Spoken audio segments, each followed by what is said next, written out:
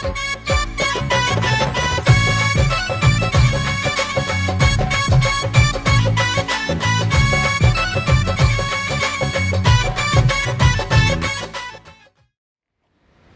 स्वामीनारायण। परम आदरणीय गुरुदेव श्री हरिप्रसाद स्वामीजी ने आत्मिक उपस्थिति ने वंदन करूं छूं। जेमना विनय विवेक अने सदैव रमता स्मितनो हूँ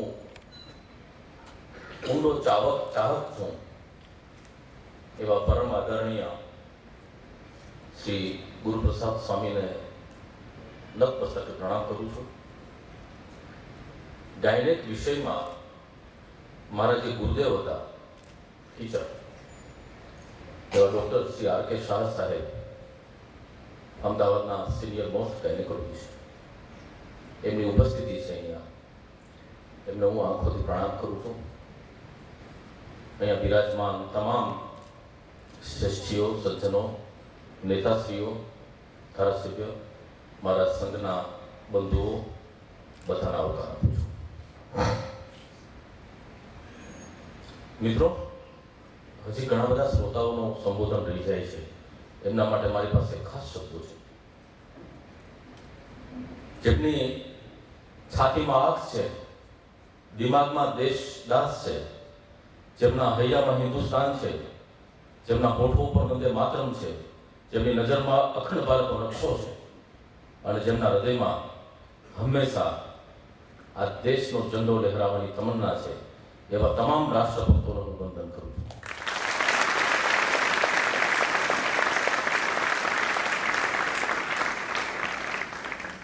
મિત્રો આજનો દિવસ બહુ સારો છે પણ 2014ની 16મી મે પહેલાનો સમય બહુ ખરાબ હતો।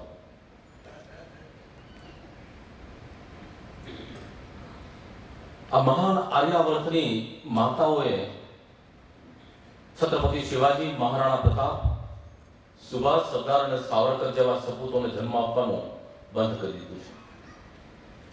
ઘરે ઘરે અને ઘોડીએ ઘોડીએ મિર્જાફરો હમીચંદો આવા કાયરો અને ગદ્દારોના હાલડાઓ ગવાઈ રહ્યા છે દેશમાં।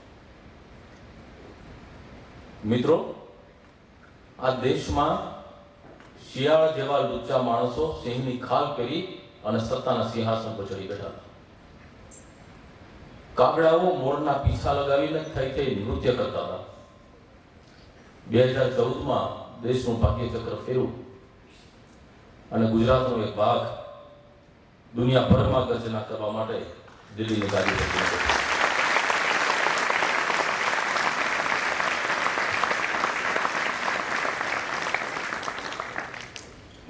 આવી પરમ સૌભાગ્યની ક્ષણે જ્યારે દિલ્હીની ગાડી પર વાઘ ગર્જના કરે છે ત્યારે હું તમારી સમક્ષ એક સિંહની ગર્જના લઈને આવ્યો છું। આજે મરદનો માંડવો છે। કાયરોની જમાતમાં હું એક સિંહ પુરુષની જાત લઈને આવ્યો છું, એક મરદની બારાત લઈને આવ્યો છું। ગજડાઓની બજારમાં હું જાતવાન અશ્વની એક ઓલાદ લઈને આવ્યો છું, એક નસ્લ લઈને આવ્યો છું। મિત્રો આપણા પાઠ્યપુસ્તકોમાં એવું શીખવવામાં આવે છે કે દેશની આઝાદી માટે અમુક નામો જ જવાબદાર હતા। એમાં પણ એક પરિવારની પૂર્તિ બહુ બઢાઈ ચઢાવીને કરવામાં આવી છે। પણ ઘણા ગુમનામ શહીદો असंख्य क्रांतिवीरो इतिहासनी कबरमां दफन थई गया अथवा दफन करी देवामां આવ્યા છે। એ સર્વમાં સૌથી શ્રેષ્ઠ અને પહેલું નામ સ્વાતંત્ર્યવીર વિનાયક દામોદર સાવરકરનું હતું અને પછી એમની આખી પરંપરા ઊભી થઈ છે। કેવા કેવા શિષ્યો હતા એમની સાથે, કેવા સાગરીતો હતા। મદનલાલ ડીંગરા, મેડમ કામા, શ્યામજી કૃષ્ણવર્मा, वीरेंद्र चट्टोपाध्याय, सरदार सिंह राणा, જેમના પૌત્ર રાજેન્દ્રસિંહ રાણા હતા ભાવનગરના સાંસદ, જેમના વિચારોની અસર બધા જ ક્રાંતિકારીઓ ઉપર પડી છે. ભગતસિંહ, સુખદેવ, રાજગુરુ, અશફાકુલ્લા ખાન, રામપ્રસાદ બિસ્મિલ, રાજેન્દ્ર પ્રસાદ લાહિરી, આ બધા ક્રાંતિવીરોના જો ગુરુ કહી શકાય, આખી આ સ્કૂલના જેને પ્રિન્સિપાલ કહી શકાય, તો એ હતા વીર સાવરકર. અને અમારા વક્તવ્યમાં હું સાબિત કરીશ દાખલા સાથે. સ્વયં સુભાષચંદ્ર બોઝ ગુપ્ત વેશે પઠાણનો વેશ ધારણ કરીને જો ભારતમાંથી પલાયન કરી ગયા અને વિદેશમાં જઈને આઝાદીનો નાદ બુલંદ કર્યો, તેની પાછળ ગુપ્ત મંત્રણા હતી અને ગુપ્ત સલાહ હતી વીર સાવરકરની કે આ દેશમાં ગાંધીજીની અસર તરફ કામ નહીં કરી શકે, જો તારે કોઈ નક્કર કામ કરવું હોય તો આ દેશ છોડીને ચાલ્યો જાય. આવા પરમ ક્રાંતિવીરની વાત શા માટે આ દેશના લોકો જાણતા નથી? એટલા માટે કે આ નામોને આપણે ભૂલ્યા નથી, પણ ભૂલાઈ દેવામાં આવ્યા છે. આ બધા એ નામો હતા જેમને લાંબુ જીવવાની લાલચ ન હતી. આ બધાને વહેલા વહેલા મરી જવાની ઈચ્છા હતી. આ બધા એ નામો છે જેમને પ્રેમના પરાક્રમો કરવામાં રસ નહોતો, પણ પરાક્રમને પ્રેમ કરવામાં રસ હતો.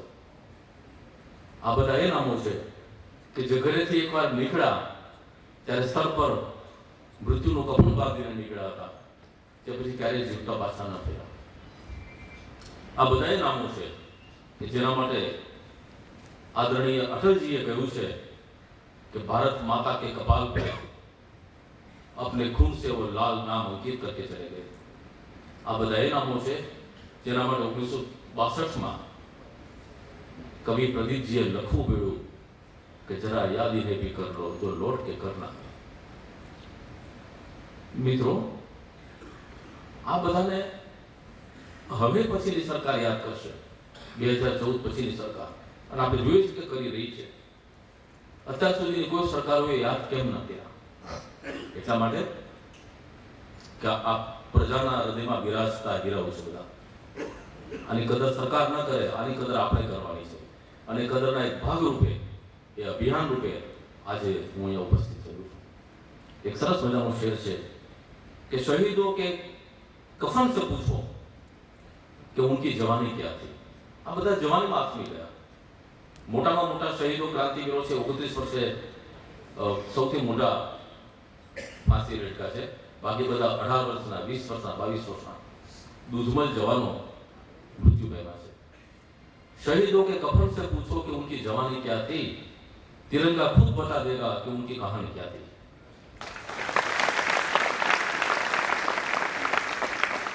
શરૂઆત આટલી પૂર્વભૂમિકા વાંચ્યા પછી હું શરૂઆત કરીશ વીર સાવરકરની પાસે.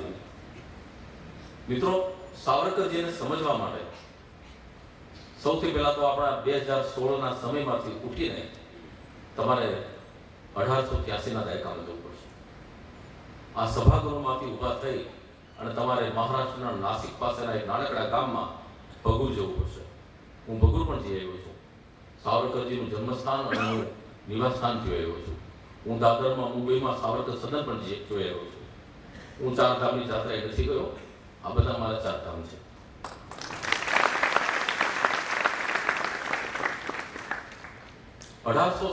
નો વિપ્લવ યાદ કરવો પડશે, કારણ કે 1857નો વિપ્લવ ભલે નિષ્ફળ ગયો, પણ એ બળવો નહોતો, એ ક્રાંતિ હતી. અને એ ક્રાંતિ પછીનો તરતનો સમય જેમાં ભારતના ઇતિહાસના તમામ ક્ષેત્રોના સર્વશ્રેષ્ઠ મહાપુરુષો એ સમયમાં પેદા થયા. ક્રાંતિની નિષ્ફળતા પછી 5 વર્ષે સ્વામી વિવેકાનંદ આવે છે. એ પછી ગાંધીજી, સરદાર, નહેરુ, સાવરકર, રવિન્દ્રનાથ ટાગોર, સાહિત્યથી માંડીને તમામ ક્ષેત્રોના જે શ્રેષ્ઠ મહાપુરુષો છે એ 30 વર્ષમાં જન્મ્યા છે. 1897માં સુભાષચંદ્ર બોઝનો જન્મ છે. હવે એ સમય યાદ કરો, કેવો માહોલ હશે. હજી લોકોના દિમાગમાંથી 1857ની ક્રાંતિ, એની જે આગ હતી એ ભૂલાઈ નહોતી. હજી લોકોના દિમાગમાં નાના સાહેબ પેશવાના ઘોડાની ગભરાટી તાજી હતી. હજી લોકો તાત્યા ટોપેના મરસ્યા ગાતા હતા. હજી રાણી લક્ષ્મીબાઈ મેરી ઝાંસી નહીં દૂંગી એનો જે પોકાર હતો એ લોકોને યાદ હતો. સુભદ્રા કુમારી ચૌહાણે તો વર્ષો પછી લીધું, પણ એ ગીત ત્યારે ઘડાઈ રહ્યું હતું આકાર પામી રહ્યું હતું. ચમકુથી સન 57 में બોસમ શહેર પુરાની થી સુભદ્રા કુમારી લખી ગયા છે. તમે બધાએ કાવ્ય બહુ દીર્ઘ કાવ્ય છે, ભણેલા જ હશે. મારી પેઢીના લોકોને તો યાદ જ છે. ચમકુથી સન 57 में वो शमशेर पुरानी थी, बुंदेले हर बालों के मुंह सुनी हमने कहानी थी, खूब लड़ी मर्दानी वो तो झांसी वाली रानी थी. આ દિવસો હતા અને એ દિવસોમાં જે લોકો પેદા થયા છે ને એ દેશ માટે આગનો ભડકો લઈને પેદા થયા છે. અંગ્રેજો માટે નફરતની લાગણી લઈને પેદા થયા છે. અને એવું એક વીર રત્ન મે મહિનામાં 26મી મે 1883માં ભગોતમાં પેદા થયા. ચિત્તપાવન બ્રાહ્મણ હતા. પિતાનું નામ દામોદરદાસ, માતાનું નામ રાધા. માત્ર 8 વર્ષની ઉંમર હતી અને માતાનું અવસાન થયું. પિતાએ આજીવન લગ્ન હતી. 3 દીકરાઓ હતા. 3 દીકરાઓ માટે જીવનભરનું તેમણે પત્નીનો વિરહ જીવી લીધો. 3 દીકરામાં નામ પણ કેવા? સૌથી મોટા ગણેશ, પછી વિનાયક અને પછી નારાયણ. અને પિતા દામોદર. બધા ભગવાનના નામો છે. કૃષ્ણ ભગવાન ગીતામાં કહી ગયા છે ને, સંભવામી યુગે યુગે. આ બધા જન્મ પહેલા છે. મોટો દીકરો વાઘ હતો, બીજો દીકરો સિંહ હતો અને ત્રીજો દીકરો ચિત્તો હતો. જગતના ઇતિહાસનો આ વિક્રમ છે. એક જ પરિવારના 3 સગા દીકરાઓ, 3 સગા ભાઈઓ દેશની ક્રાંતિમાં હોમાઈ ગયા હતા. અંગ્રેજોની સલ્તનત સામે 3 જણા બળવો પોકારીને જેલમાં ગયા હતા. અંગ્રેજોનું રાજ તો આખી પૃથ્વી પર હતું, દુનિયાભરમાં, પણ 3 સગા ભાઈઓએ ક્યાંય ક્રાંતિમાં ભાગ લીધો હોય એવું બીજું ઉદાહરણ જગતભરમાંથી જડતું નથી. 8 દાયકાની ઘટનાસભર જિંદગી, પણ કેવી જિંદગી? ભગુરમાં જન્મ્યા, નાસિકમાં વિકસ્યા, પૂનામાં પાંગરા અને વિલાયતમાં જઈને ત્રાટકા. અને ત્રાટકા તો કહેવા કે બ્રિટિશ સલ્તનતે જાહેર કરવું પડ્યું કે આ બ્રિટિશ સામ્રાજ્યનો સૌથી ખતરનાક ગુનેગાર છે, સૌથી જોખમી ભયંકર ગુનેગાર છે. અને પછી આંદામાનની જેલમાં બેવડી જન્મટીપ અને 25 વર્ષની 2 જન્મટીપ 50 વર્ષ. અને એ વખતે એમની પોતાની ઉંમર 24-25 વર્ષની હતી. એ કાપવા માટે, કાળા પાણીની સજા માટે એ આંદામાન જતા રહ્યા. મિત્રો, આજની પેઢીને ખબર કેમ નથી કે વીર સાવરકર કોણ હતા? શહેજાદો કોણ હતો અમારું નામ નથી દેવું, બધાને ખબર છે. એની ચોથી પેઢીના નાના પરપિતા અને દાદા કોણ હતા એ બધાને ખબર છે. તો વીર સાવરકરના ઇતિહાસની કેમ આપણને ખબર નથી? યુવાનોનો વાહ નથી કાઢતો. એ તમને એટલા માટે ખબર નથી કે તમને ભણવામાં નથી. ઇતિહાસના પુસ્તકમાં 2 લીટી પણ તમને વીર સાવરકર ઉપર જોવાની હોય. સાવરકર ખૂબ જાણતા હતા અને લખી ગયા છે કે આ દેશની કમનસીબી છે કે આ દેશના ઇતિહાસમાંથી કેટલાક પૃષ્ઠો ફાડી નાખવામાં આવ્યા છે. અને પૃષ્ઠો જે ફાડી કાઢવામાં આવ્યા છે ને એ જોડવા માટે હું પ્રયત્નશીલ છું. એ પાણાને તાજા કરું, પાછા એને જોડો. આજે રસ્તા પર જતા કોઈ પણ યુવાન કે યુવતીને પૂછો, શાળામાં ભણતી છોકરી કે છોકરાને, કે વેલેન્ટાઇન ડે કઈ તારીખે આવે છે, બધાને ખબર છે. એમને પૂછો કે સુખદેવ રાજગુરુ અને ભગતસિંહનો જન્મ કઈ તારીખે થયો હતો, કોઈને યાદ નથી. આજની પેઢીને તમે પૂછો કે સિંહ એટલે કોણ, તો કહેશે કે મુલાયમસિંહ અખિલેશસિંહ. આ પ્રજાને ખબર નથી કે આ દેશની ધરતી ઉપર એક સિંહ ગર્જના કરી ગયો છે, એનું નામ હતું શહીદ આઝમ ભગતસિંહ. આ દેશની પેઢીને પૂછો, યુવાનોને, કે ખાન એટલે કોણ, તો કહેશે કે 4 ખાનને ઓળખીએ છીએ અમે. બરાબર છે? મારે નામ પણ નથી દેવા, મારી જીભ તમારે અપેક્ષા નથી, પણ જે નામ દેવાથી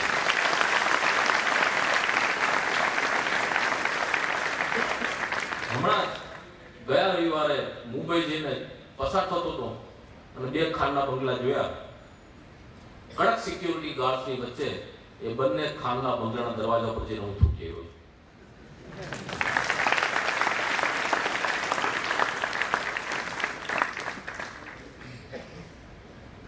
પણ જીભને પવિત્ર કરવી હોય તો એક જ ખાનનું નામ કાફી છે, અશફાકુલ્લા ખાન પઠાણ. મિત્રો, આવો વનરાજ જેમનો જીવો અને આથમી ગયો એ આ દેશની પ્રજાને કેમ જાણ નથી થઈ? કારણ કે આપણા દિમાગ ઉપર પડદો પાડી દેવામાં આવ્યો છે અને આપણી આંખ ઉપર પટ્ટી બાંધી દેવામાં આવી છે અને આપણે પટ્ટી ખોલવાની છે. સાચું કહું તો સાવરકરજી કોણ હતા એના વિશે મને પણ ખબર નથી. થોડીક અલગ અલગ માહિતી હતી. એના જે મહાન પરાક્રમો હતા, માર્શેલ્સના દરિયા કિનારે એમને જે સ્ટીપરમાંથી ઘૂસકો માર્યો અને દરિયો તરીને જે કિનારે પહોંચ્યા, અદ્ભુત પરાક્રમ હતું. એટલું મને ખબર હતી કે કોઈક આવો સાહસિક હતો કે જે બ્રિટિશ પોલીસના હાથમાંથી દરિયામાં ઘૂસકો મારીને છટકી ગયો. પછી મારા હાથમાં જન્મપીઠ એમનું પુસ્તક વાંચવામાં આવ્યું, આંદામાનની જન્મપીઠનો એમનો પોતાનો અહેવાલ. પછી તમે 6 વખત વાંચી છે. એ 6 વખત હું જો ધારા બેઠો છું. શું યાત્રાઓ સહન કરી છે માણસ.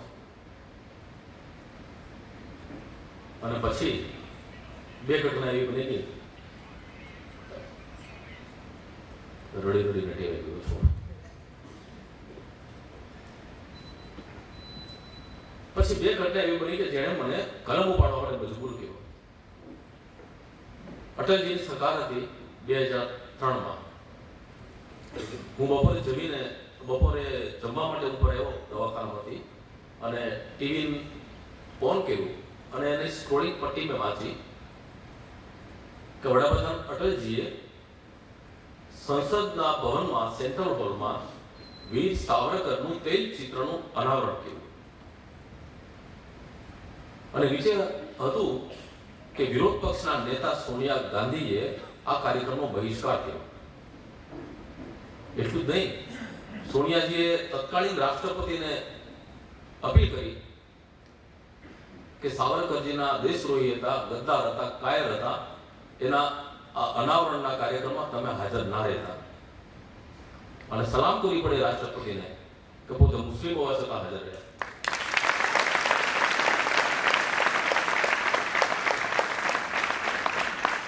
કારણ કે કલામ સાહેબ હતા. મને મારું ખૂબ ઉગડી ઉઠેલું કે જે સ્ત્રીને હિન્દુસ્તાનનો ઉચ્ચાર કરતા નથી આવડતો, એ સ્ત્રી હિન્દુસ્તાનના એક સર્વશ્રેષ્ઠ ક્રાંતિકારીનું અપમાન કરી રહી છે. જે સ્ત્રીને સ્વાતંત્ર્ય વીર શબ્દ બોલતા, સાચા ઉચ્ચાર સાથે બોલતા 71 પેઢી નીકળી જાય.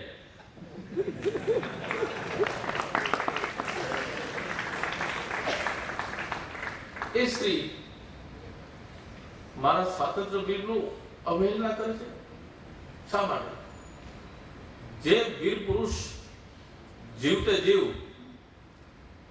ભારતની સંસદમાં જઈને વડાપ્રધાનની ગાદી પર બેસવા માટે લાયક હતો, એના અવસાનના 4 દાયકા પછી એના તેલ ચિત્રના સંસદમાં પ્રવેશતા રોકવામાં આવે? કયો અધિકાર છે સ્ત્રીને? અને મેં એ દિવસે જમવાનું ઉકાય આપણે હું જમી ન શીખું. બપોરના 1 વાગે મેં ત્યારે હું સંદેશમાં લખતો હતો, ગુજરાત સમાચારમાં 10 વર્ષ દેખા પછી સંદેશમાં જોડાયો હતો અને મેં વીર સાવરકર ઉપર એક ધકધકતો આગ ઝરતો લેખ લખી નાખ્યો. એમાં રાષ્ટ્રપિતાને પણ આડે હાથે લીધા હતા અને પંડિત જવાહરલાલ નહેરુનો પણ ચાપ ખામેલા હતા.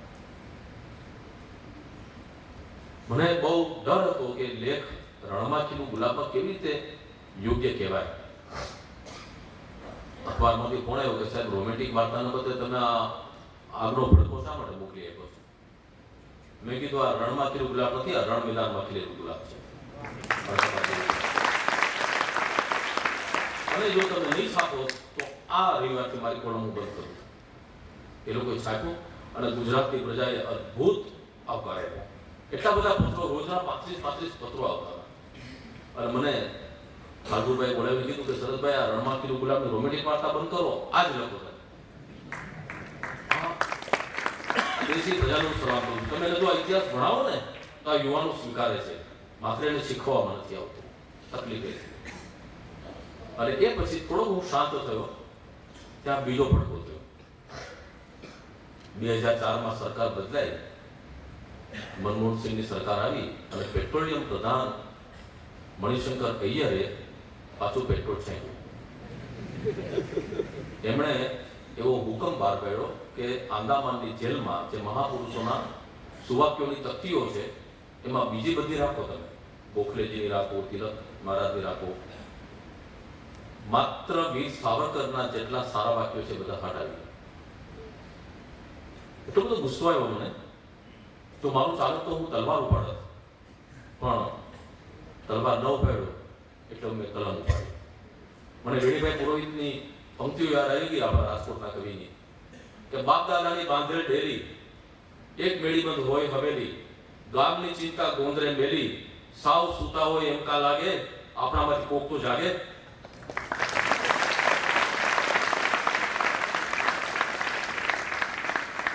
અન્યાય થાય આટલો બધો થઈ જાય. સાવરકરજી જીવતા હોય તો આ લોકોની તાકાત નથી કે અરબની તાકાત દે. એ માણસ સશસ્ત્ર ક્રાંતિકારી હતો. એ માણસ હયાત નથી એટલે તમે એનું અપમાન કરો છો. અને પછી મને લાગ્યું કે બીજા જાગે કે ના જાગે, લાવનો હું જાગું. અને પછી મેં સાધના સાપ્તાહિકમાં જે સંઘના ભાઈઓ છે કે સંઘના પ્રેમીઓ છે એ બધાએ કદાચ એ દિવસો યાદ હશે. 2005-2006માં મેં ધારાવાહિક નવલકથા સિંહ પુરુષ શરૂ કરી અને અદભુત આવકાર હતો. સાધારણ વેચાણ કેટલું હશે? એ જે વિચારધારા ધરાવતા લોકો જ કરી દે. 40,000 નકલ, 50,000 નકલ. પણ તમે જુઓ, આ એક પવિત્ર છે પારસ મળીને તમે અડો તો તમે પણ સોનું થઈ જાઓ. ગુજરાત સમાચારમાં મારી નવલકથા આવી છે, મારી નવલકથા મોટા મોટા મેગેઝિનોમાં આવી છે, અભિયાનમાં આવી છે. એ બધાની આજ સુધીમાં છેલ્લા 10 વર્ષમાં 2 કે 3 આવૃત્તિઓ થઈ છે. સાધના એક નાનકડું, જેને કહેવાય ખોબા જેવડું સાપ્તાહિક, એમાં સિંહ પુરુષ ધારાવાહિક નવલકથા આવી. એની હમણાં 9મી આવૃત્તિ બહાર પડી અને કુલ 14,000 નકલો થઈ. એટલે સત્યને લાંબા સમય માટે દાબી શકાતું નથી, એ સાબિત થઈ ગયું. મિત્રો, એ નવલકથા જે લખી છે મને યાદ છે મારા દિવસો. દિવસ રાત હું એક પાગલપણ, એક જન્મમાંથી હું પસાર થઈ રહ્યો હતો. 40,000 પુષ્પોનું અધ્યયન કર્યું, બધે હું જઈ આવ્યો, ફરી આવ્યો. સાવરકરજીને કોઈ મને એમ કે હું 16 વર્ષનો હતો અને મેં સાવરકરજીને ટ્રેનમાં જોયા હતા, તો એ લોકોને પણ મળીને મેં ઇન્ટરવ્યુ કર્યા છે. તો મને જણાવો એ કેવા દેખાતા હતા, કેવા કપડાં પહેરતા હતા, હાથમાં શું રાખતા હતા, છત્રી કેમ કાયમ માટે રાખતા હતા, બારે મહિને એનું રહસ્ય પછી હમણાં પીડ્યું. મેં દિવસનું કામ ખેંચીને અને રાતની ઊંઘ વેચીને નવલકથા લખી છે. મેં મારી કલમમાં તેજાબ ભરીને નવલકથા લખી છે. મેં દિમાગમાં આગનો ભડકો ભરીને નવલકથા લખી છે. મારી આંખોમાં આંસુ ભરીને નવલકથા લખી છે. અને એટલા માટે લખી છે કે મારે લખવાની તડપ હતી અને તમારે વાંચવાની જરૂર હતી માટે લખી છે.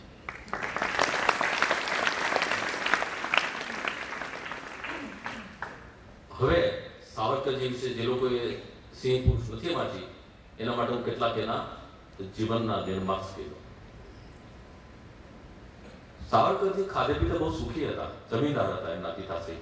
ભગુરમાં હમણાં હું ઘર જોઈ આવ્યો તો મને એમ થાય કે અત્યારે ગુજરાતનો કોઈ મોટો કાર્ડિયોથોરેસિસ સર્જન કે કાર્ડિયોલોજિસ્ટ આવું ઘર ન બાંધી શકે. 2 માળની ભવ્ય હવેલી જેવું મકાન છે અને મોટા મોટા ખેતરો હતા, આંબાવાડિયા હતા. એમના લગ્ન જવાહર નામના રાજ્યના દેશી રજવાડાના દિવાનની દીકરી સાથે થયા હતા. અને એટલું નક્કી હતું કે વિલાયત જઈને બેરિસ્ટર થઈને પાછા આવે પછી સાવરકરજીને દિવાન પદું મળવાનું હતું. મોતીલાલ નહેરુએ જે આનંદ ભવન પહેર્યું છે ને, એ રજવાડાના ખટલાઓ લડીને પૈસા ભેગા કર્યા છે. રાજાઓના, દેશી રાજાઓના કેસ લડતા હતા. અને સાવરકરજી એમના કરતા, નહેરુ કરતા, અને પ્રમાણિકપણે કબૂલાત કરું તો સરદારજી અને સુભાષ કરતા પણ સારા બેરિસ્ટર હતા. એમને પોતાના અગત્યના બધા કેસો પોતે લડેલા છે. સાવરકરજીએ જો ક્રાંતિની આગમાં પોતાની જાતને ન હોમી દીધી હોત તો સાવરકર સદન નિશબ્દપણે આનંદ ભવન કરતા મોટું હોત.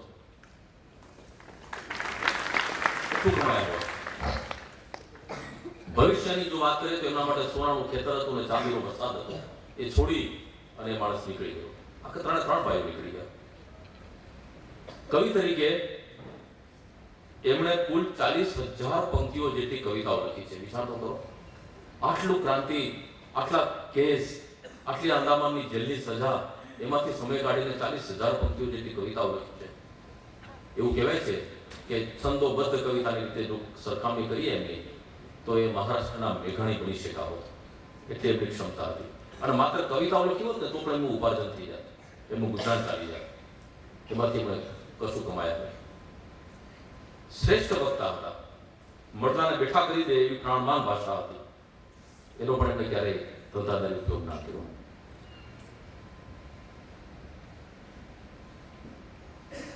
એમના એક જરૂર હતું કે ભારત માતાના ચરણમાં પાગલ થઈ જવું, ફના થઈ જવું અને કુરબાન થઈ જવું. બેરિસ્ટર તરીકેની ડિગ્રી લીધી વિલાયતમાં જઈને અને ડિગ્રી આપવામાં આવી. શા માટે? બધી લાયકાત હોવા છતાં આપવામાં આવી. કારણ કે અંગ્રેજોને શંકા પડી ગઈ હતી કે ભાઈ સાહેબ સીધા રહેવાના નથી. કોઈને શરત ના મૂકે એવી શરત મૂકી સાવરકરજીને કે તમે એક કરાર ઉપર સહી કરી આપો કે વકીલ બેરિસ્ટર થઈને તમે ભારતમાં પાછા જશો પછી આજીવન તમે બ્રિટિશ સલ્તનત સામેની કોઈ પ્રવૃત્તિમાં ભાગ નહીં લો. સાવરકરે કીધું કે હું તો એટલા માટે જ બેરિસ્ટર થવા આવ્યો, મારે તો એ જ કરવું છે, હું સહી નહીં કરી આપું તો કે તો તમને બેરિસ્ટરની ઉપાધિ આપવામાં નહીં આવે. અંગ્રેજોને આખી દુનિયામાં ન્યાયપ્રિય કહેવામાં આવે છે. આ અંગ્રેજો મોટો ન્યાય હતો કે લાયકાત હોવા છતાં ડિગ્રી ના આપી. અને એ પછી ઇન્ડિયા હાઉસના ગુપ્ત ભોયરામાં એ લોકોએ ક્રાંતિની જ્વાળા પ્રગટાવી. કેવા કેવા સાથીદારો હતા એમના, તમે નામ સાંભળો તો ખુશ થઈ જાઓ. બેડમ કામા, આજની પેઢીને ખબર નહીં હોય પણ આઝાદ ભારત તો બહુ વર્ષો પછી થયું 1947માં, પણ ભારતનો પહેલો તિરંગો ઝંડો રાષ્ટ્રધ્વજ 1907માં જર્મનીના સ્ટટગાર્ડમાં આંતરરાષ્ટ્રીય પરિષદમાં પહેલી વાર જો કોઈ ફરકાવ્યો હોય તો મેડમ કામાએ ફરકાવ્યો. અને એ રાષ્ટ્રધ્વજની ડિઝાઇન સાવરકરજીએ તૈયાર કરી હતી. અને છત્રીની જેમ ભૂંગળું વાળીને લઈ ગયા હતા અને અચાનક ચાલુ કોન્ફરન્સમાં એમણે ઝંડો કાઢીને ફરકાવી દીધો કે ભારત આઝાદ છે. હા, આ એના સાથીદાર અભિનવ ભારતના. બીજા સાથીદાર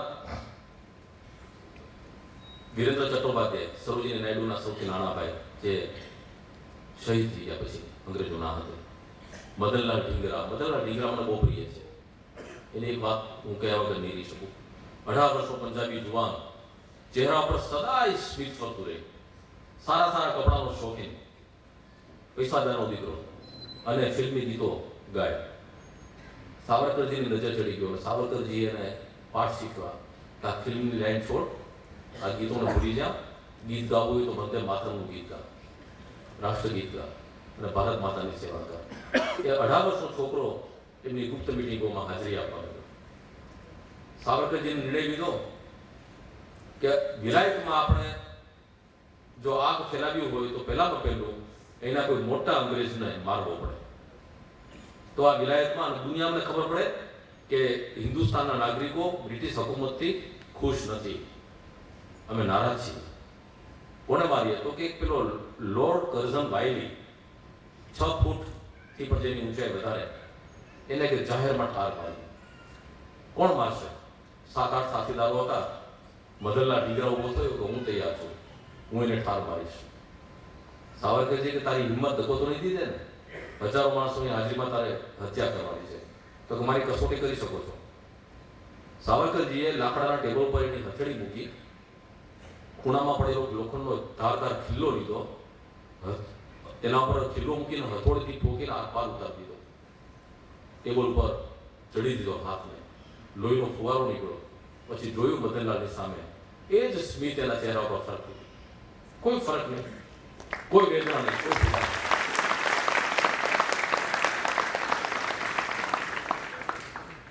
અને પછી સાવરકરજીને આશીર્વાદ આપે છે, રિવોલ્વર આપે છે અને મોકલે છે. એક પ્રયત્ન નિષ્ફળ ગયો, બીજા પ્રયત્ને એણે પોઈન્ટ બ્લેક રેન્જથી અંગ્રેજોની સભામાં કર્નલ વાયલીને નમણા ઉપર ગોળી મારીને ઠાર કર્યો, પકડાયો. ફાંસીની સજા થઈ. ફાંસીની સજા થતા આગલા દિવસે જ્યારે કહેવામાં આવ્યું કે તારા કોઈ સગાવાળાને, તારા કુટુંબના મમ્મી પપ્પા ભાઈઓ કોઈને મુલાકાત કરવી છે, તો મારે કોઈને મળવું નથી, મારે એક જ માણસને મળવું છે, સાવરકરજી. કેટલો મોટો ત્યાગ કહેવાય. કોઈ માણસ ફાંસીએ ચડતા પહેલા લાંબુ કામતરું કરવાનું હોય ત્યારે પોતાના પરિવારને મળવાને બદલે પોતાના ગુરુ પ્રેરણાદાતાને મળે. વીર સાવરકર એને મળવા ગયા એ જ સ્મિત બદલના ઢીંગરાણ હસતો હસતો તો મરી જઈશ. એ બેટા તારી કોઈ ઈચ્છા છે? બસ એક જ તમન્ના છે કે આ દેશના લોકો મને યાદ તો રાખશે ને. અને સાવરકરે કહ્યું તો તું ચિંતા ન કરતો, આ ભારત દેશ નગુણો નથી. જ્યારે પણ આઝાદી આવશે, ભારતના દરેક શહેરમાં દરેક 4 રસ્તા ઉપર તારી મૂર્તિઓ મુકાશે.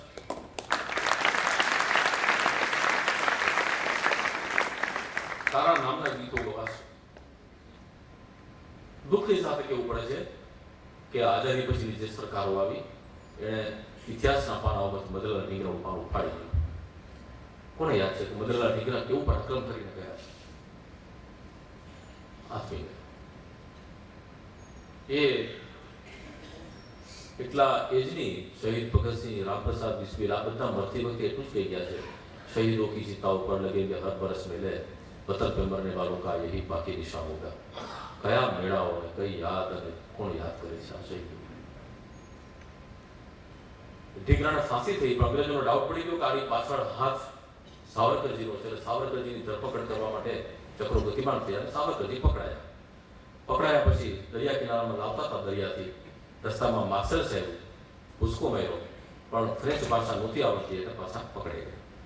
અને પછી ન્યાયનું નાટક થયું અને એમને બેવડી જન્મટીની સજા થઈ. હવેનો જે દ્રશ્ય છે એ ઇતિહાસમાં હું માનું છું કે સૌથી શ્રેષ્ઠ દ્રશ્ય હવે આવી રહ્યું છે. કરુણતમ દ્રશ્ય, રાષ્ટ્રભક્તિની સર્વોચ્ચ પરાકાષ્ઠા કહી હોય. 24 વર્ષના બેરિસ્ટર, ડિગ્રી વગરના પણ બેરિસ્ટરની લાયકાત પામેલા વીર સાવરકર જ્યારે બેવડી જન્મટીપ માટે સ્ટીમરમાં ચડવા જતા હતા ત્યારે એની યુવા પત્ની એમના આખરી દર્શન માટે આવી. આખરી દર્શન એટલા માટે કહું છું કે 25 વર્ષનો જુવા 50 વર્ષ માટે જેલમાં જતો હોય તો ભાગ્યે જીવતો પાછો આવે. અને આંદામાનની યાત્રાઓ સહન કરવાની હતી કે જ્યાં તમને બધી જ કોશિશો થાય કે તમે મૃત્યુ પામો, પાછો હિન્દુસ્તાનનો કાંટો જોઈ ન શકો.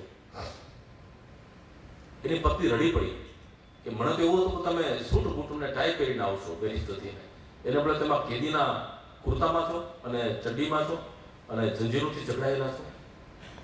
મારા અરમાન હતા કે હું તમારી સાથે સંસાર ભોગવું, સુખ ભોગવું. અને વીર સાવરકરનો જવાબ સાંભળતો કે અરે ગાંડી, તારે જો એવો સંસાર ભોગવવો હોય ને તો આવતા જન્મ સુધી રાહ જોજે. આ જન્મ માં ભારતી માટે કુરબાન છે.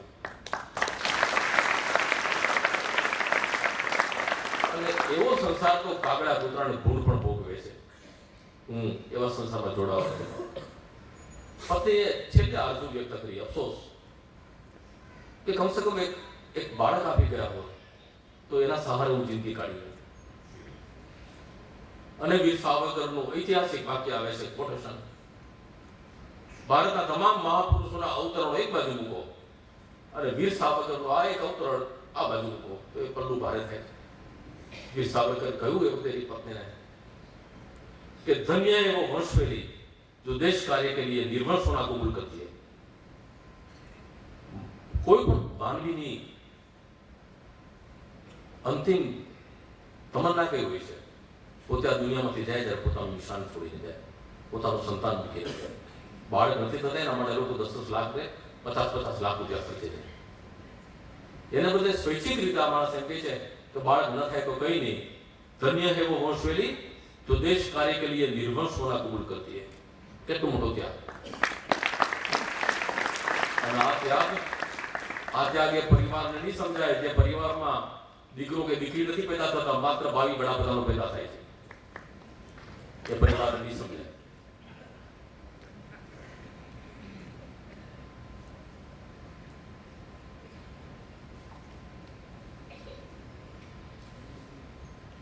અને પછી વીર સાવરકર આંદામાનની જેલમાં પુરાય છે. કોઈ જન્મટીપ પુસ્તક ન વાંચ્યું તો વાંચી લેજો. જો તમને ન મળે તો મારા સિંહ પુરુષ નવલકથાના 7 પ્રકરણો મેં આંદામાનની જેલમાં લખાયેલા છે. એક એક પાડું લખતા હું રીડો છું.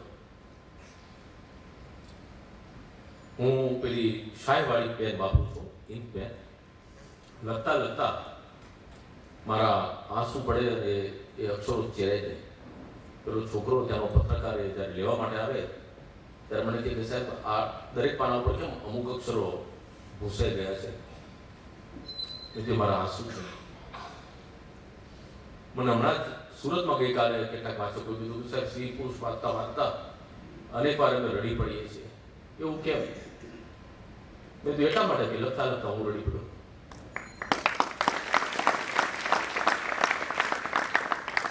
જે યાત્રાઓ હું કહી નથી શકતો એ યાત્રાઓ મહાપુરુષે સહિત બતાવી છે. બેરિસ્ટર કેલોચિત પાવન બ્રાહ્મણ એને કોપરાના છિલકા કૂટવા, એના દોરડા બનાવવા, પેલું ઘાણો હોય કોપરામાંથી તેલ કાઢવાનું, રોજનું 40 શેર દેશી શેર એમાંથી તેલ કાઢવું અને ઘાણામાં બળદની જગ્યાએ એને પોતાને ચૂતરવાનું. હું આંદામાનમાં જઈને ખાલી ઘાણો ફેરવી આવ્યો છું, આપી ગયો હતો. એમાં નાળિયેરના તમે મૂકો કોપરું અને પછી એ ઘાણો જો ફેરવાનો હોય તો આપણો શ્વાસ મૂકી જાય. સવારના 6 વાગ્યાથી સાંજના 6 વાગ્યા સુધી વીર સાવરકરે એક ઘાણો ચલાવ્યો છે.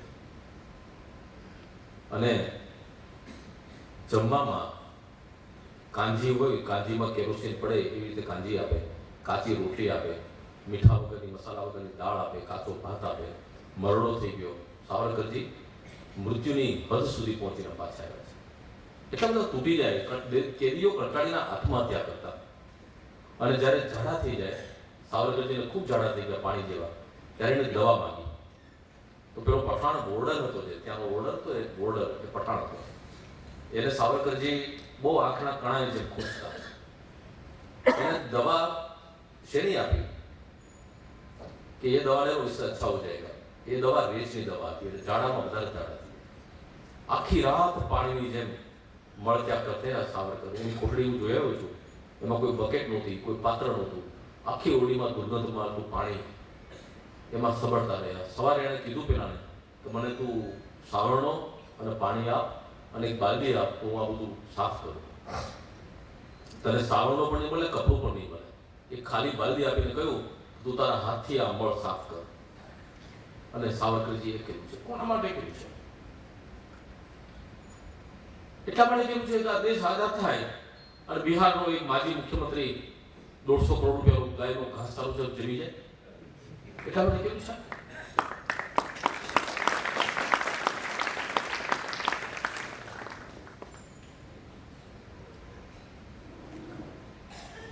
મુસ્લિમ જે કેદીઓ હોય અને પઠાણો હોય એ મા બેન સામે ભૂલી ગાળો દે સાવરકર. અને બેરિસ્ટર સાવરકર સાંભળી એટલું જ કહેતા કે મને ગાળ દેવી હોય, તારે એનો જવાબ પામવો હોય તો મને એક બધા કોટલીમાંથી બહાર કાઢ અને હું તને જોઈ લઉં. પણ સિંહ પાંજરે પુરાયું. અને એટલા માટે આપણે પણ જોવા જઈએ ને, પેલો સિંહ અંદર હોય છે એટલે આપણે બહારથી કાંકરીઓ ફેંકીએ છીએ. એ દશા વર્ષો સુધી સાવરકરની કરવા માંડી. કઈ એમની માનસિક હાલત કેવી હશે? અને તમે જુઓ કે આવી હાલતમાં આટલી યાતનાઓ સહન કર્યા પછી એ લખે છે સાવરકરજી કે હું લાકડાની પાટ ઉપર સૂતો તો મારું અંગે અંગ ફરિયાદ કરતું, ચીસ પાડતું. અને એવી હાલતમાં એમણે જેલની દિવાલો ઉપર કવિતાઓ લખી છે, પોતાની જાતે બનાવેલી છંદોબદ્ધ કવિતાઓ. અને ત્યાં લખવાની મનાઈ હતી, કોઈ કાગળ ના આપે, પેન ના આપે. એમણે નખથી કવિતા લખી છે, એમણે કાંટાથી કવિતા લખી છે, એમણે છુપાવેલી ખીલીથી કવિતાઓ લખી છે. રોજ 4 પંક્તિ લખે, એ યાદ રાખે, ગોખી કાઢે. બીજે દિવસે બીજી 4 પંક્તિ લખે, 8 પંક્તિ ગોખીને યાદ રાખે. ત્રીજે દિવસે ત્રીજી 4 પંક્તિ, 12 પંક્તિ. આ રીતે આખું વર્ષ શા માટે યાદ રાખતા હતા? કારણ કે દિવાળી નજીક આવે, વર્ષના અંતે દિવાલ પર વ્હાઈટ વોશ થાય, બધું પૂછાઈ જાય. આ કવિતાઓ લખાય આવી રીતે. કમલા નામનું મહાકાવ્ય એમણે લખ્યું અને છેક 1939માં રત્નાગીરીમાં એમણે પ્રગટ કર્યું. અને એ જ યાદ રાખેલું, એક અક્ષરનો ફેરફાર નહીં. કેવી તીવ્ર યાદશક્તિ હશે વીર સાવરકર. આ સાવરકર. મને સાવરકર ગમે છે મિત્રો, કારણ કે આ દેશની આઝાદી વીર સાવરકર, ભગતસિંહ, સુખદેવ, રાજગુરુ, સુભાષ અને સરદાર એની શૌર્યમાંથી આવી છે. આ દેશની આઝાદી જવાહર જાકેટના શોભતા ગુલાબમાંથી નથી આવી.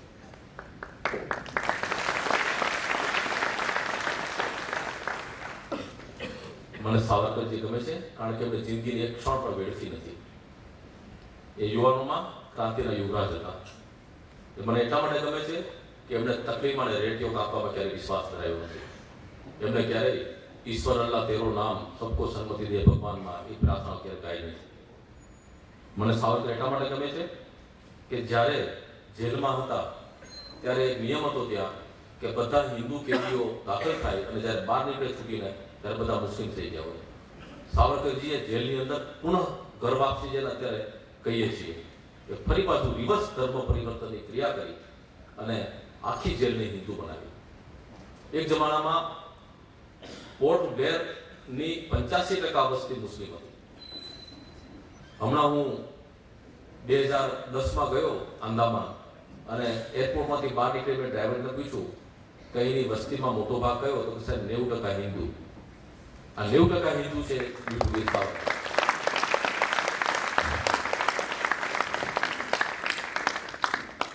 જ્યારે રત્નાગીરીમાં નજરકેદ હતા ત્યારે એમણે દલિતોનો મંદિર પ્રવેશ કરાયો. ભારતમાં સૌથી પહેલા જો દલિતોના માટે કામ કર્યું હોય મંદિરોમાં પ્રવેશ કરવાનો, એકતા મંદિર આજે પણ તમે જાઓ ત્યાં શોભે છે, એ સાવરકરે જે કર્યું છે. વિદેશી કપડાની હોળી જો અત્યારે તમને પૂછવામાં આવે તો બધા કહે છે કે કોણે કરાવી છે. વિદેશી કપડાની પ્રથમ હોળી પૂનામાં વીર સાવરકરે કરી છે અને એ કાર્યક્રમ પછી બીજા મહાપુરુષે પોતે લઈ લીધો. દેશના વિભાજનની સૌથી પહેલી ગંધ વીર સાવરકર આવી હતી. ક્યારે? 1942માં. જ્યારે મહાત્માજીએ હિંદ છોડોનું એલાન આપ્યું ત્યારે સાવરકરજીએ જાહેરમાં કીધું હતું કે મને શક છે કે હિંદ છોડો ક્યાંક હિંદ તોડો ના બની જાય, અને હિંદ તોડો થઈ ગયું 1947માં. ચીન તિબેટ ઉપર આક્રમણ કરીને તિબેટને ગળી જવાનું છે એવું પહેલા 1939માં સાવરકરજીએ કીધું. સરદાર પટેલે 1949માં કહ્યું અને નહેરુને તો તિબેટ ગયા પછી ખબર પડી ગયું અને એમના યુવરાજને કદાચ હજી ખબર નહીં હોય તિબેટ ક્યાં છે તો મને ખબર નથી. આ દીર્ઘદ્રષ્ટિ કોને કહેવાય કે જે ઘટના બનવાની છે એના 10 વર્ષ કે 20 વર્ષ પહેલા જે માણસ એને સૂંઘી શકે. સાવરકરજીની તમે આત્મકથા વાંચો એના પોતાના ભાષણો એમાં લખેલું છે. હું આશ્ચર્યચકિત થઈ જાઉં છું. 1909માં જ્યારે એ આંદામાનમાં કેદી તરીકે પહેલી વાર ઉતરા, જંજીરો જકડાયેલી, માથામાં પણ જંજીર અને નીચું માથું અને બેડી ખણકાવતા ખણકાવતા રેતીમાંથી ચાલતા હતા સ્ટીમરમાંથી ઉતરીને જેલ તરફ, ત્યારે એક મિનિટ ઉભા રહ્યા, સર્વગ્રાહી નજર ફેરવી અને એમણે લખ્યું છે કે લશ્કરી વ્યૂહાત્મક દ્રષ્ટિએ આંદામાન નિકોબાર ટાપુનું મહત્વ ખૂબ મહત્વનું છે અને જ્યારે ભારત આઝાદ થાય ત્યારે અહીંયા લશ્કરી થાણું રાખવું પડશે. આજે તમે આંદામાનના એરપોર્ટ ઉપર ઉતરો અને ત્યાં લશ્કરી થાણું છે. આને નેતા કહેવાય. પોતાની ખુરશીની જે આતંકવાદીઓ બોમ્બ મૂકી જાય ત્યાં સુધી ખબર ના પડે કેવા લોકો અત્યારે ચડી બેઠા છે. સાવરકર મને ગમે છે ને ઘણા બધા કારણો છે, પણ કેટલા કારણો ગમાવું, હરેક કારણ મને ગમે છે. સાવરકર 12મા વર્ષે ભગોરમાં એમના ઘર મંદિરમાં મા ભવાનીની મૂર્તિ છે, એની સમક્ષ એમણે પ્રતિજ્ઞા લીધી હતી કે હે મા ભવાની, દેશના શત્રુઓના રક્તથી હું તારું કપર ભરી દઈશ, આ જિંદગી તને અર્પણ કરું છું. એ મૂર્તિના દર્શન હું કરી આવ્યો છું ભગોરમાજી. 14મા વર્ષે પહેલી વાર એમણે જાહેરમાં નાસિકમાં પ્રવચન કર્યું. સ્પર્ધા હતી નાસિકના કલેક્ટર દ્વારા આયોજિત અને એમાં સૌથી નાની ઉંમરનો છોકરો 14 વર્ષનો ગયો ત્યારે એન્ટ્રી બંધ થઈ ગઈ હતી. આણે કહ્યું કે સારું મને ઇનામ ના આપતા પણ મને બોલવા તો દો, અને એને બોલવા દીધો અને એને પેલા 33-34 જણાને ઝાંખા પાડી દીધા અને પરંપરા તોડીને સાવરકરજીને ઇનામ આપવું પડ્યું, પહેલું ઇનામ. અને એમાં એણે કહ્યું 14 વર્ષના છોકરાની સિંહ ગર્જના, એ હિન્દુઓ તમારે જીવતા રહેવું છે તો શત્રુઓને મારતા શીખો. આ એની રણહાક હતી. અને એ જ પ્રવચનમાં એણે કહ્યું કે એલિઝાબેથને તમે શેના રાણી કરો છો? એ અમારી રાણી નથી. વિક્ટોરિયા અમારી રાણી નથી. અમારી રાણી તો દ્રૌપદી છે, અમારી રાણી તો સીતા છે, અમારી રાણી તો અહલ્યાબાઈ છે. આ અમારી રાણીઓ છે. તમારી એલિઝાબેથ કે વિક્ટોરિયા અમારી રાણી નથી. આવું જાહેરમાં 14 વર્ષનો છોકરો પડે છે. અને એમના કેટલાક અવતરણો જે અદ્ભુત છે. 11 વર્ષની ઉંમરે ભગુરમાં એમણે વિદર્ભીઓનું એક ધર્મસ્થાન તોડ્યું. કારણ કે પૂના અને મુંબઈમાં એ લોકોએ આપણા ઘણા બધા મંદિરો ધ્વસ્ત કર્યા હતા.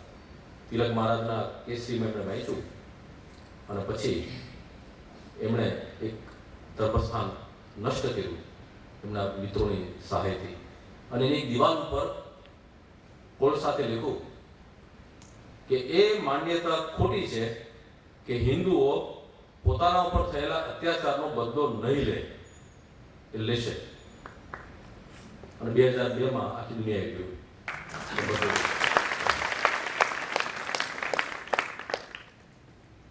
જ્યારે 1939માં એમની નજરકેદ પૂરી થઈ ત્યારે સૌથી પહેલા મહારાષ્ટ્રના એક મોટા કોંગ્રેસી નેતાએ એમને આમંત્રણ આપ્યું કે તમે કોંગ્રેસમાં જોડાઈ જાઓ અને હું તમને તમારા જેવા દેશભક્તિ ધરાવતા નેતાઓની જરૂર છે, અને જો તમે કોંગ્રેસમાં જોડાશો, આ કોંગ્રેસી મિત્રોને ગમે કે ના ગમે પણ ઇતિહાસ છે, જો તમે કોંગ્રેસમાં જોડાશો તો અમે તમને વચન આપીએ છીએ કે જ્યારે ભારત આઝાદ થશે ત્યારે ભારતના પ્રથમ રાષ્ટ્રપતિ તમને બનાવવામાં આવશે. અને એ માણસે કહ્યું હતું, સાંભળજો સર, સાવરકરની વાત, गद्दारों के साथ प्रथम पंक्ति में बैठने के बजाय देशभक्तों के साथ अंतिम पंक्ति में खड़ा रहना मैं बेहतर समझता हूं.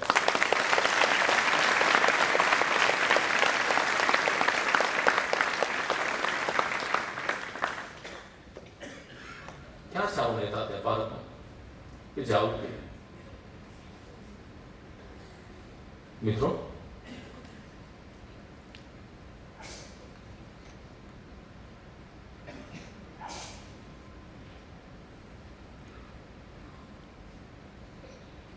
સિંહ પુરુષ લખાયા પછી પહેલી આવૃત્તિ 15-20માં કપાઈ ગઈ. મોટાભાગે ગુજરાતી પુસ્તકની પહેલી આવૃત્તિમાં 500-700 નકલો છપાઈ છે.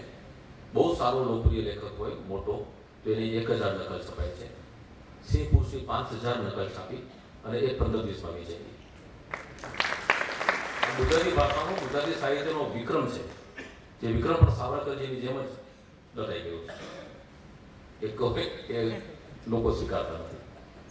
અચ્છા, બીજો વિક્રમ 1 વર્ષની અંદર 5 આવૃત્તિ થઈ, અને મારી આળસને કારણે અત્યારે હમણાં છે કરીને 9મી આવૃત્તિ થઈ.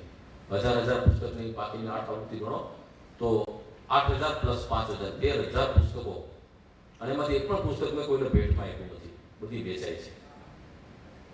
તો ગુજરાત જેમ કહેવાય કે વેપારી પ્રજા છે, મારું શું અને મારે શું, આ બે પ્રશ્નોના જીવનના પેલા છે. તો એ લોકો જ્યારે ખરીદીને 13,000 નકલો જો આ સિંહ પુરુષની વાંચતા હોય તો મને લાગે છે કે સિંહ પુરુષમાં બંને મેં કુછ તો દમ હોગા, બાકી લોકો વાંચે નહીં. મારે ઘણા મને પૂછે છે કે તમને આટલું બધું લખ્યું છે, તમે ઇનામો, એવોર્ડ, સન્માન મળ્યા છે? મને સાહિત્ય પરિષદનું ઇનામ મળ્યું છે, મને મૂવીના 2 ઇનામો મળ્યા છે, કણિયારા મુનશીનો એવોર્ડ મળ્યો છે નવલકથા માટે. પણ મને સૌથી મોટું, મને ખબર છે કે મને જ્ઞાનપીઠ એવોર્ડ ક્યારે નહીં મળે, મને નોબેલ પ્રાઇઝ ક્યારે નહીં મળે, પણ મને મળી ગયું છે બધું. ક્યાં મળી ગયું છે? પહેલી આવૃત્તિ જ્યારે સિંહ પુરુષની બહાર પડી ત્યારે તત્કાલીન મુખ્યમંત્રી નરેન્દ્રભાઈ મોદીએ પોતાની ઓફિસમાં 3.5 કલાકમાં એકી બેઠકે એ પુસ્તક વાંચ્યું છે. આ મારા માટે જ્ઞાનપીઠ એવોર્ડ છે. અને હવે નોબેલ પ્રાઇઝની વાત કરું, એ પણ મને મળી ગયું છે. ડૉક્ટર આર કે શાહ સાહેબ ઓળખે, ડૉક્ટર મુકુલ શાહ આપણા અમદાવાદના ભૂતપૂર્વ મેયર, અને દીપ્તિબેન પણ મેયર હતા, ડેપ્યુટી મેયર. એમના દીકરાના લગ્ન થયા, દીકરોના વહુ નરેન્દ્રભાઈના આશીર્વાદ દેવા માટે ગયા એમના ઘરે, નવપરિણીત દંપતી. મોદી સાહેબે એમને સિંહ પુરુષની એક નકલ પેલી વહુના હાથમાં મૂકી અને એટલું જ કીધું કે બેટા, હમણાં ના વાંચીશ, જ્યારે ગર્ભવતી થાય ને ત્યારે આ પુસ્તક વાંચશે.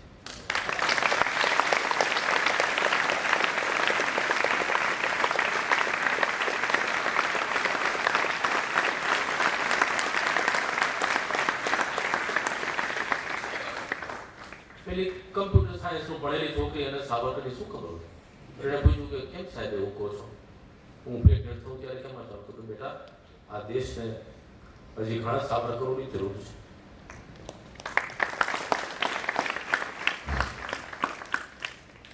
હમણાં વડોદરાથી એક સ્ત્રીનો ફોન આવ્યો, 52 વર્ષની મહિલા, માતા પિતા કહેવાય.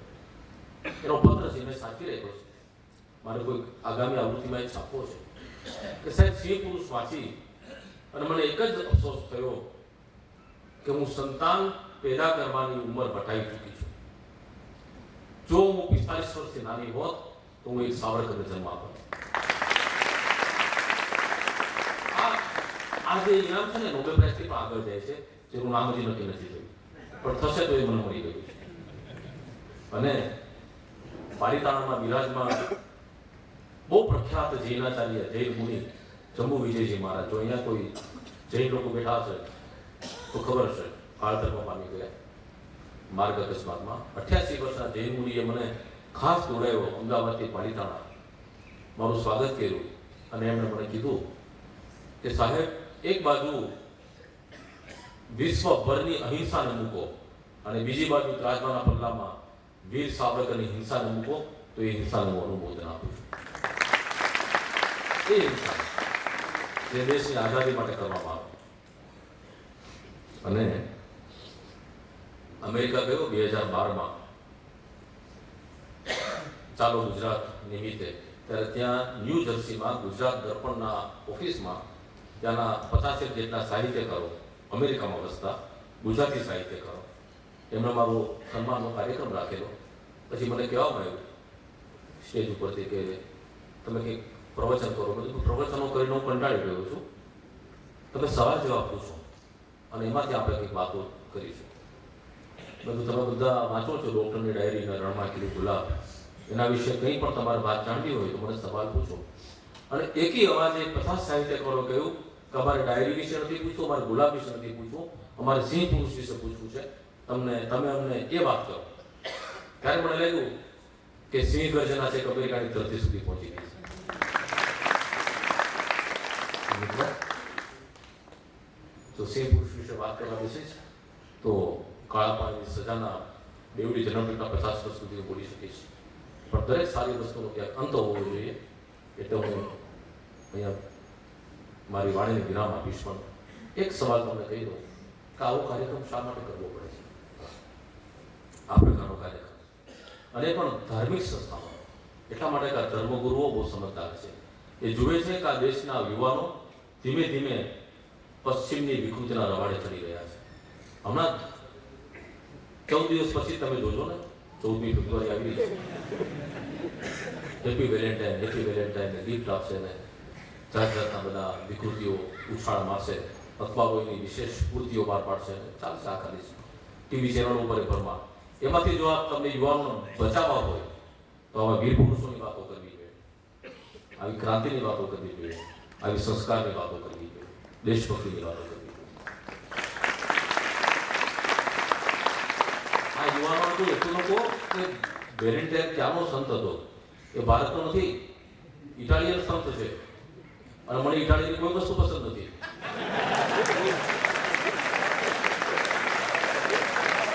હું રેસ્ટોરન્ટમાં જાઉં છું, ઇટાલિયન પીઝા પણ નથી ખાતો. તો ઇટાલિયન સંતને શું કામ તમે પૂજો છો? આ દેશ સ્વામી વિવેકાનંદની ધરતી છે, જગતનો શ્રેષ્ઠ સંન્યાસી આ પેદા થયો છે. આટલા બધા સંતો છે, સંસાર ત્યાગીની વિરક્તિ, સ્વૈચ્છિક વિરક્તિના માર્ગે ચાલી રહ્યા છે. એની પૂજા કરો, એની ઉજવણી કરો, એમના સંસ્કારનું જતન કરો અને તમે પ્રેરણા આપો. રામપ્રસાદ બિસ્મિલ મળતા ખાલી એની છેલ્લી પંક્તિઓ કહી ગયા હતા કે જબ વક્ત ગુલશન પે ખડા હતા તબ લબુ હમને દિયા. ક્રાંતિકારી કવિતા બિસ્મિલનું નામ તમે નહીં સાંભળ્યું કદાચ, પણ એ કવિ હતું જેની કવિતા સરફરોશી કી તમન્ના અબ હમારે દિલ મેં, એ કવિતાનો રચયિતા બિસ્મિલ 22મા વર્ષે ફાંસી લટકી ગયો. અને ફાંસી લટકતા પહેલા એને પૂછવાનું પોતાની અંતિમ ઈચ્છા કઈ છે કે મારી આ 2 પંક્તિઓ મારા દેશવાસીઓ સુધી પહોંચાડજો. અંગ્રેજો તો ના પહોંચાડ્યું, પણ જેલનો એક સામાન્ય કર્મચારી હતો, કાગળની જબરદસ્તીમાં પેન્સિલથી લખી આપ્યું, એ દેશભરમાં એને પહોંચાડી દીધું. એ 2 પંક્તિઓ હતી, જબ વક્ત ગુલશન પે ખડા થા, જ્યારે સમયનો બગીચો સજાવાઈ રહ્યો હતો, તબ લહુ હમને દિયા. એનું ખાતર, પાણી, એનું સિંચન લોહીથી અમે કર્યું છે. અબ બહાર આવી, હવે જ્યારે વસંત ઋતુ આવી, બગીચો ખીલી ઉઠ્યો, તબ કહેતે હૈ કે તમારા કામ નહીં, હવે તમારું કામ નથી, ભૂલી ગયા બધા. શહીદ ભગતસિંહ છેલ્લે છેલ્લે ગાતા મેરા રંગ દે બસંતી ચોલા ગાતા ગાતા આથમી ગયા. એમની પણ આ ભાવના હતી કે શહીદો કી ચિતા ઉપર લગેંગે હર બરસ મેલે. દરેક વર્ષે શહીદોની ચિતા ઉપર એની સમાધિ પાસે આપણે મેળાવો કરીશું. કેવી ઉમદા ભાવના હતી. અને આ રામપ્રસાદ બિસ્મિલની સમાધિ ક્યાં છે અત્યારે? કોઈને ખબર નથી ફિરોઝપુરમાં એની કઈ હાલત છે. શાહજહાબાદમાં ફિરોઝપુરમાં ભગતસિંહની સમાધિ. એ પણ પહેલી વાર ક્યારે ખબર પડી કે હમણાં વડાપ્રધાન મોદી પહેલી વખત ભારતના વડાપ્રધાન ફિરોઝપુર જઈ અને શહીદ ભગતસિંહની સમાધિને નમન કરવા ગયા. ત્યારે દેશને ખબર પડી પહેલા હા આ તો શહીદ ભગતસિંહની સમાધિ છે. બાકી મન્નત બંગલો ક્યાં છે બધાને ખબર છે. અને રામપ્રસાદ બિસ્મિલની સમાધિની તો ઈંટો ઉખડી ગઈ છે, પ્લાસ્ટર ઉખડી ગયું છે. કાગડા અને કૂતરાઓ ત્યાં મળત્યાગ કરે છે અને જાડી ઝાંખરા ઉડી ગયા છે. કેવો બાગી કવિ, કેવો શહીદ. પણ એની આ દશા છે, શરમ આવી જોઈએ આપણને. અને આખો દેશ અત્યારે સરફરોશી કી તમન્ના જેવા દેશભક્તિના ગીતો ભૂલીને આજે આપણે 3 ગીતો સાંભળ્યા એના આંખ ભરાઈ ગઈ મારી કે કેવા કેવા ગીતો છે આ દેશના કવિઓએ લેખા છે. એ ભૂલી અને આપણે કેવા ગીતો ગાઈએ છીએ. મુન્ની બદનામની, ચીકણી ચમેલી. એ લોકોનો તો ધંધો નથી બીજો, પણ આપણે તો વિચારીએ આવા ગીતો ના કરાય. હમણાં એક શાળાના વાર્ષિક કાર્યક્રમમાં મને ચીફ ગેસ્ટ તરીકે બોલાવ્યો. હું સોફા પર બેઠો હતો. 7 વર્ષની દીકરી ડાન્સ કરતી હતી રેકોર્ડના ગીત ઉપર, સીડી ઉપર. અને ગીત હતું अच्छी बातें कर ली बहुत, अब करेंगे गंदी बात, गंदी गंदी गंदी बात. એની મમ્મી એટલી બધી પોસાતી હતી. પછી મને મળવા આવી કે સાહેબ જોયું મારી દીકરી નાની છે તો કેટલું સરસ ડાન્સ કરે છે. તો બેન એના શબ્દોનો અર્થ સમજાય છે? તો ના, એ તો બેબી છે નાની, એને શું ખબર પડે? એ તો મોટી થશે ને ત્યારે એનો અર્થ સમજાશે. અને અર્થ સમજાશે પછી ગંદી વાત કરશે. અને એટલા માટે આ કાર્યક્રમ કરવો પડે છે. બધા માટે લાલ ફાનસ છે, ચેતવણી છે કે કયો દેશ છે આ? અહલ્યાબાઈ, ગાર્ગી, મૈત્રેયી, લોપામુદ્રાની ધરતી છે.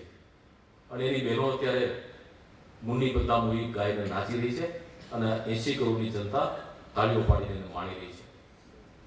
આપણે સમજી જઈએ અને સુધરી જઈએ. સ્વામીજીનો ખૂબ ખૂબ આભાર.